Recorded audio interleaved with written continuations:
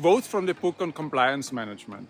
This approach primarily uses master agreements and preferred suppliers and compliance with company-wide policies, for example, travel policy. After decades of rolling out processes and tools, it may be surprising that this still is an issue. But turns out that many companies are suffering from high levels of maverick spend. In this video, we are talking about approaches to get this under control. Let's get started. Before you start pointing fingers, put yourself into the shoes of an internal customer. Say someone in engineering or manufacturing who has an urgent problem to solve. They've identified a supplier with a perfect solution. Now the only thing standing between them and declaring victory is an obscure purchase request process. The last time they tried this, it took forever to get it approved. They had to explain the need to two different buyers. The buyer suggested an alternative that was just ridiculous. In the end, and after some escalation to management, the buyers finally approved the request. Of course, the internal customers do not know the procurement strategy, and frankly, under the current circumstances, they don't really care. Hypothetical benefits of procurement strategy are clearly outweighed by the pressing need to solve the problem. And have you already talked about the fact that the two buyers last time around were clueless and had suggested a ridiculous alternative? And now you're telling them that there are actually experts for the problem they want to solve in procurement? Really, where did they hide the last time around? Well, and even if all of the above were not a problem, isn't the company known to value the entrepreneurial spirit of employees? And now you want those who are saving the day to be hindered by red tape and bureaucracy?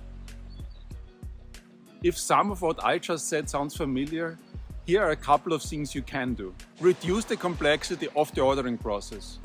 Look at the effort it takes to order something from Amazon. And now consider the following. Today, in the 2020s, anything more complex than ordering on Amazon is unacceptable to internal customers. Standardize goods and services. This can be achieved by leveraging existing catalogs wherever possible. You really want to reduce any friction for internal customers searching for the solution they urgently need. Speaking of friction, embed the ordering system as natively as possible in the day-to-day work of the internal customers. And educate them. Even if the system is as user-friendly as Amazon, show them hidden power user features. Advertise procurement experts relevant for the internal customers and make them household names. Education should also encompass the internal procurement strategy. Are you able to summarize it in 3 sentences? If not, try again. If yes, you'll have a good chance that your internal customers will listen. If you want them to care, also tell them what's in it for them. Sprinkle in promotion of master agreements with suppliers they prefer for good measure. If you have done all of the above, you can start thinking about sanctions.